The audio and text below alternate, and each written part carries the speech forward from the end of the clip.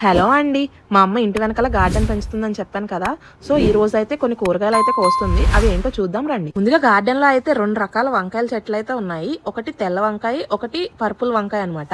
ఈ మొక్కలను పెంచడానికైతే చాలా జాగ్రత్తలు తీసుకుంటుంది. అవేంటో ఒక వీడియోలో అయితే చేసి చూపిస్తాను.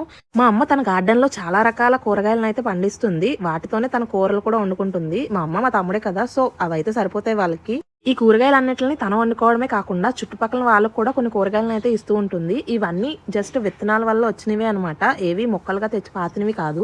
మీకు ఈ కూరగాయలు పండించడంలో ఏమైనా టిప్స్ కావాలంటే కామెంట్ సెక్షన్‌లో కామెంట్ చేయండి. లేదా మీరేమైనా టిప్స్ చెప్పాలనుకున్నా కామెంట్ సెక్షన్‌లో కామెంట్ చేయండి.